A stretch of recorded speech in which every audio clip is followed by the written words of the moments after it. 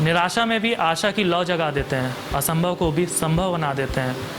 अपने कर्मों से हम इंसान उनको धरती पर भगवान की संज्ञा देते हैं। नमस्कार, आप देख रहे हैं द पत्रकार बाबू में विशेष बातचीत का दौर। मैं आपके साथ मांगचंद और कैमरे के पीछे जो हैं वो हैं सफल सोनी। आज के विशेष बातचीत के दौर में हमारे साथ मौजूद हैं डॉक्टर अनुराग पुरवार, जो लगातार जब से कोविड शुरू होने के बाद से लगातार कोविड वार्ड्स में अपनी ड्यूटी दे रहे हैं, कोविड पेशेंटों की देखभाल कर रहे हैं। आज उनसे हम इस विशेष बातचीत के दौर में बात करेंगे पोस्ट कोविड पेशेंट के साथ जो दिक्कतें हो रही हैं लगातार देखने को मिल रहा है। साथ ही ब्लैक फंगस के बाद अब वाइट फंगस का सबसे ज़्यादा डर सता रहा है, तो उन सब के बारे में विस्तार से बात करेंगे। पहले तो डॉक्टर साहब आपका बहुत बहुत अभिनंदन हमारे शो विशेष बातचीत के दौर में। थैंक यू सर, मैं ये जानना चाहता हूँ कि कोविड के जो रिकवरी रेट है, ठीक हो रहा है। कल का भी मैंने देखा 7,000 केसेस सिर्फ कोविड के आए हैं यूपी में, लेकिन 17,000 कोविड पेशेंट रिकवर हुए। इसके बाद लेकिन वाइट फंगस और ब्लैक फंगस के जो डर सता रहा है लोगों में, तो ये वाइट फंगस है क्या? बेसिकली वाइट और ब्लैक फंगस जैसे नाम से ही पता लगता है, ये एक फफूंदी है। बेसिकली ये एटमॉस्फेयर में दोनों रहते हैं। ब्लैक फंगस एक म्यूकर प्रजाति है और वाइट फंगस कैंडिडा प्रजाति है। तो उनके जो ग्रॉस अपीयरेंस के कारण उनको ब्लैक फंगस, चूँकि वो म्यूकर होती है, वो काले रंग की होती है अपीयरेंस में, और जो कैंडिडा है वो वाइट रंग की होती है। दैट इज़ व्हाट वो उसको वाइट फंगस नाम देते हैं और म्यूकर को ब्लैक फंगस नाम देते हैं।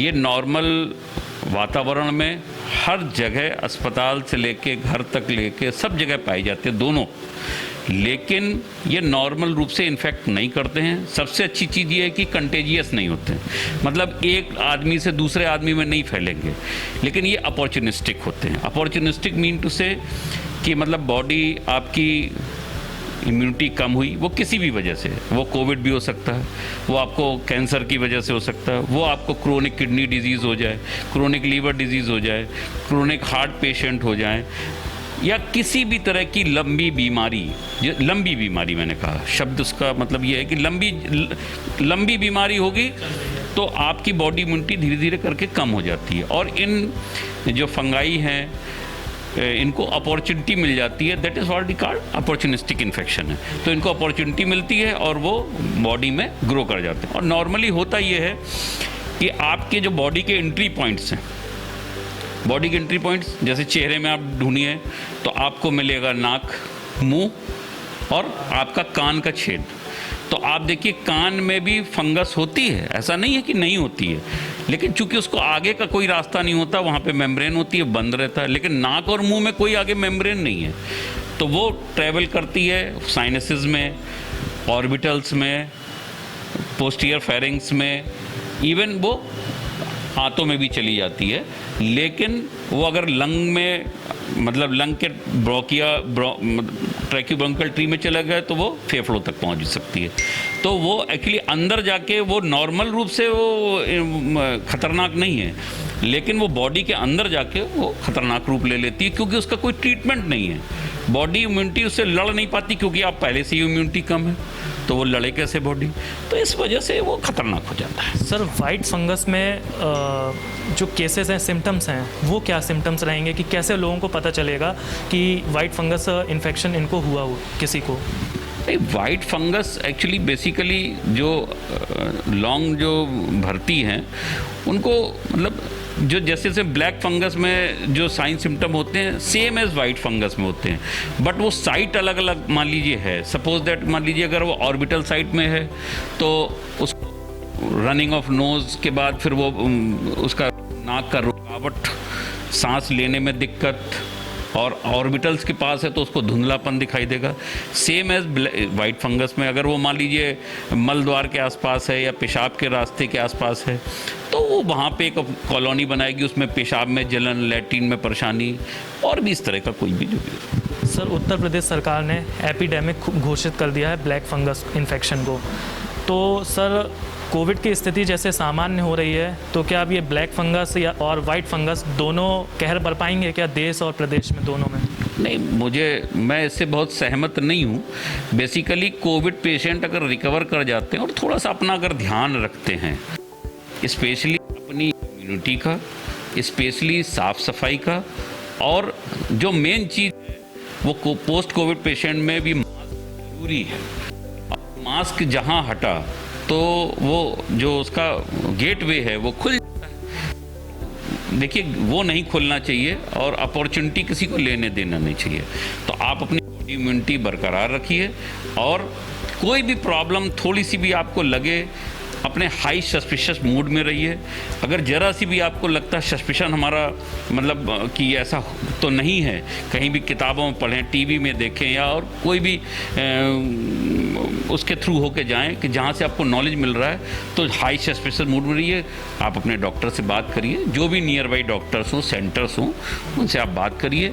तो आप जल्दी, मतलब early to diagnose is easy to treat, late the diagnosis is rather impossible to treat.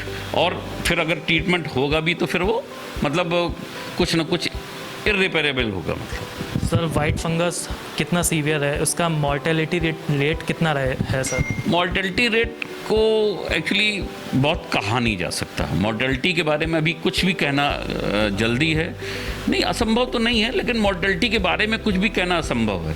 इसलिए कहना असंभव है क्योंकि जैसे जैसे मतलब इम्यून रिस्पांस बॉडी का अच्छा आता जाएगा तो ये फंगाई ग्रो नहीं कर सकते। तो मॉर्टेलिटी रेट कितना है इसके बारे में कुछ नहीं कहा जा सकता।